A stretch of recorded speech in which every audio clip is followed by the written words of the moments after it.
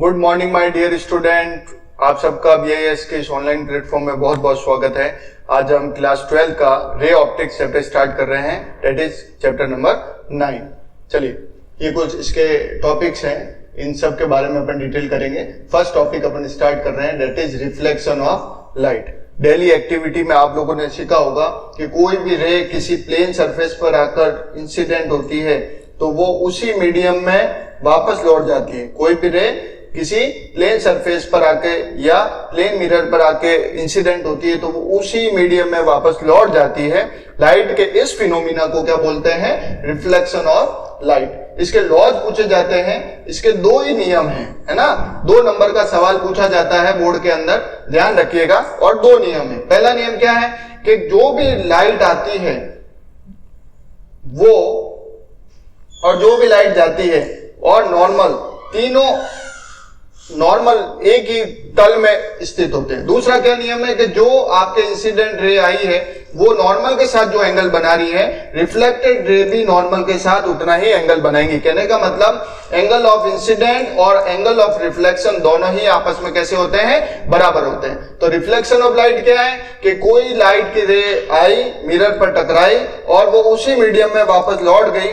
Light के इस phenomena को क्या बोलते हैं? Reflection of light. और जैसे ही कोई इंसिडेंट लाइट आई है, नॉर्मल के साथ जो एंगल बना रही है that is angle of incident, और जो जाते हुए जो रे बना रही है एंगल ऑफ रिफ्लेक्शन, ये आपस में बराबर होते हैं। ये नियम बहुत अच्छे से करके जाइएगा, 2 नंबर के सवाल में पूछा जाता है। आगे बढ़ते हैं, साइन कन्वेंशन। साइन कन्वेंशन क्या है? देखिए, मिरर से अगर कोई भी मेजरमेंट इसकी पर्टिकुलर दिस प्रिंसिपल एक्सिस से ऊपर की डायरेक्शन में लेंगे तो सारे के सारे नोमेनक्लेचर पॉजिटिव लेने हैं। नीचे की डायरेक्शन में जो भी लोग हैं वो सारे नोमेनक्लेचर नेगेटिव लेने हैं।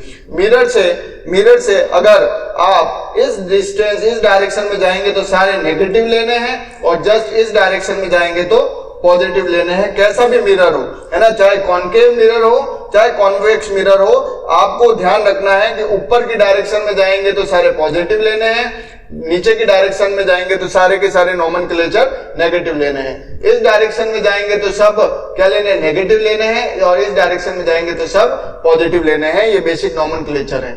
आगे बढ़ते हैं, focal length of the spherical mirror. Focal length यानी स्मॉल एफ से डिनोट होती है। ये कोई भी लाइट आई आपकी, मिरर से टकराकर वापस से जिस पॉइंट से प्रिंसिपल एक्सिस से गुजरती है उन दोनों के बीच की जो डिस्टेंस होती है वो फोकल लेंथ कहलाती है। ये आपके प्रिंसिपल एक्सिस है, ठीक है ना। ये आपका रेडियस ऑफ कर्वेचर का सेंटर है और यहां से यहां तक की जो डिस्टेंस है वो कहलाती है capital R, that is radius of curvature. यहां पर आपको 2 मिरर दिख रहे हैं, that is concave and convex mirror. आगे देखिए, मोस्ट इंपॉर्टेंट F और R के बीच में रिलेशन पूछा जाता है। F आपका क्या है? फोकल लेंथ है और R आपका रेडियस ऑफ कर्वेचर है। तो देखिए, यहाँ पर हमने जो मिरर लिया है, यहाँ से आपके इंसिडेंट रे आई और टकराने के बाद में देखिए एक तो F से गुजर रही है और एक C से गुजर रही है। तो यहाँ से हमने जो ये एंगल किए तो यहाँ पर 2 आपको ट्रायंगल दिख रहे हैं। तो हम सबसे पहले यहाँ पर देख पा रहे हैं, यहाँ पर ये थीटा है और ये कितना है? 2 थीटा है। तो हमने जो 2 ट्रायंगल लिए हैं, एक में tan थीटा का फॉर्मूला लगा रहे हैं। तो आप सबको पता है, पंडित बद्री प्रसाद हर हर भोले, तो परपेंडिकुलर अपॉन बेस यानी लंब बटा आधार। तो tan थीटा किसके बराबर हो जाएगा? लंब बटा आधार, यानी MD आपका लंब एंगल के सामने वाला परपेंडिकुलर होता है आधार CD, तो MD अपॉन CD। इसी तरीके से ये दूसरा जो ट्रायंगल दिख रहा है आपको MFD, जिसमें tan 2 थीटा अपन वापस से लगाएंगे तो क्या आ जाएगा? लंब बटा आधार MD अपॉन आपके क्या आ जाएगा? FD। FD आपका कितना है? स्मॉल f है। ये आपका कितना है? कैपिटल R है। ये पता होना चाहिए आपको। अब दोनों ही एंगल स्मॉल एस के, तो tan थीटा को थीटा मान लेते हैं, tan 2 थीटा को भी थीटा मान लेते हैं। तो हम क्या लिख सकते हैं कि दोनों ही एंगल छोटे हैं, स्मॉल एस के। तो MD upon FD tan theta और that will equal to 2 times of MD upon FD। तो MD अपॉन FD, तो यहां से आप देख सकते हैं MD से MD कैंसिल हो गया, तो आपको क्या मिला? FD equal to CD by 2, और FD की वैल्यू आपको पता है, FD की वैल्यू F है और CD की वैल्यू कैपिटल R है। तो यहां पर एक रिलेशन निकल के आ रहा है, F that will equal to R by 2, that is radius of curvature divided by 2। ये आपका पाथ ऑफ लाइट रेज है। कोई भी ऑब्जेक्ट है उससे एक तो सीधी रेज जाती है, सीधी जाएगी तो कहां से निकलेगी? फोकस से निकलेगी। एक आपके ना रेडियस ऑफ कर्वेचर के सेंटर से निकलती है, ये ध्यान रखना है। और तीसरी रे अगर इसके प्रकाश के अंदर है ना लाइट जो सेंटर है उससे निकलती है तो उसी एंगल पर वापस लौट जाती है। ये तीन बातों का आपको ध्यान रखना है। Mirror formula for the concave mirror when the real image is form. देखिए हमने एक कॉनकेव मिरर लिया है, इस कॉनकेव मिरर में एक ऑब्जेक्ट ए बी लिया है कंसीडर, तो तीन तरीके की लाइट जाएगी, सीधी गई तो कहां से निकलेगी, फोकस से, एक इसके रेडियस ऑफ कर्वेचर से जाएगी तो वापस उसी डायरेक्शन को लौट जाएगी, और तीसरा क्या ध्यान रखना है कि इसके लाइट सेंटर पर जाएगी तो उसी एंगल को लौट जाएगी। तो ये आपका ए डैश बी डैश आपका क्या बन रहा है, एक इसकी इमेज बन रही है। तो हम यहाँ पर दो ट्रायंगल लेने वाले हैं। फर्स्ट ट्रायंगल लेने वाले हैं ए डैश बी डैश और एफ, ये आपको दिख रहा है A dash B dash F और एम पी एफ। इन दोनों ट्रायंगल के अंदर हमने इसको सिमिलर प्रूव किया है, तो हम सिमिलर का क्राइटेरिया लगा सकते हैं। ए डैश बी डैश बराबर MP, A dash B dash upon MP. Similar का क्राइटेरिया खड़ी खड़ी साइड और बैठी बैठी साइड, सिंपल सा मामला है। तो A dash B dash upon MP equal to क्या लिखेंगे, B dash F upon F P, B dash F upon F P. तो A dash B dash upon MP, MP किसके बराबर दिख रहा है, आपको ऑब्जेक्ट के साइज के बराबर दिख रहा है, तो एमपी की जगह क्या लिख दिया, ए बी, तो बी डैश एफ बराबर पी एफ, तो आपने लिख दिया ए बी बराबर एमपी। तो वी कैन से दैट इन दोनों ट्रायंगल सिमिलर है, तो आप लिख सकते हैं बी डैश पी बराबर बीपी। कौन कौन से दो triangle, A dash B dash, A dash B dash and P, ये वाला जो ट्रायंगल है देखो ये दूसरा ट्रायंगल बन रहा है A dash B dash P, और दूसरा ट्रायंगल बन रहा है A B P, A B P. ये दोनों ट्रायंगल भी सिमिलर है, तो सिमिलर है तो हम कह सकते हैं B dash P upon B P. दोनों इक्वेशन से हमें क्या मिल गया, जब कंपेयर किया तो B dash F upon P F that will equal to B dash upon B P.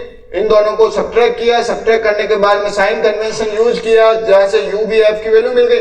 आपको पता होना चाहिए कि जो ऑब्जेक्ट होता है उसकी डिस्टेंस u है, जहां इमेज बनता है उसकी डिस्टेंस v है, और जो आपका कैपिटल F है उसकी f है। तीनों वैल्यू पुट करके सॉल्व करने पर हमें ये जो फॉर्मूला बना है that is 1/f that will equal to 1 upon u plus 1 upon v, ये जो फॉर्मूला है ये आपका कहलाता है मिरर फॉर्मूला। मोस्ट इंपॉर्टेंट, एक नंबर में भी पूछा जाने वाला फॉर्मूला है। मैग्निफिकेशन कितना बड़ा बनाता है, आवर्धन that is the size of the image relative to the size of the object is called linear magnification. तो ratio of the height of the image to the height of the object, height of the image to the height of the object का जो ratio होता है वो आपका magnification कहलाता है। ये फॉर्मूला ध्यान रखिएगा। Refraction of light, refraction of light क्या कहता है बेटा, कि कोई आपके सपोज एक आपने दो मीडियम ले लिए है ना, कौन सा फिनोमिना है रिफ्रैक्शन का, कि आपने कोई एक मीडियम ले लिया, एक तो बहुत ग्लास की प्लेट ले ली, और दूसरा आपके कौन सा मीडियम है, सघन मीडियम है जो कि आपका हो गया, और दूसरा आपका विरल माध्यम है जो कि हवा हो गया, सघन माध्यम आपका क्या हो गया, डेंसर हो गया, ग्लास की प्लेट हो गई। तो कोई रे प्रकाश की किरण एक माध्यम से दूसरे माध्यम में जब गुजरती है तो अपने तल से अपने वे से विचलित हो जाती है। प्रकाश की इस घटना को क्या बोलते हैं, रिफ्रैक्शन बोलते हैं। तो refraction is the phenomena of change in the path of the light, जो लाइट की जो डायरेक्शन है, जैसे यहां से आई और यहां पर देखिए विचलित हो गई, फिर वापस सघन से विरल में निकली तो वापस विचलित हो गई, तो प्रकाश की इस घटना को क्या बोलते हैं, प्रकाश की इस फिनोमिना को रिफ्रैक्शन ऑफ लाइट बोलते हैं। इसके भी दो नियम है। पहला नियम क्या है कि incident ray, normal and refracting surface, ये तीनों एक ही पॉइंट पर होते हैं। और दूसरा नियम क्या है कि for a given pair of media for light, जो साइन ऑफ आई और sine of r that is Snell's law, एक कांस्टेंट के बराबर होता है। तो ये चीज आपको ध्यान रखनी है कि ये आपका कोई मीडियम है दैट इज डेंसर मीडियम, ये आपका रेयर मीडियम है, ये आपका डेंसर मीडियम है। तो ये लाइट आई, अपने पास से विचलित हो गई, वापस दूसरे माध्यम में गई तो विचलित हो गई, तो अपने पास से हटने की घटना को क्या बोलते हैं, रिफ्रैक्शन बोलते हैं।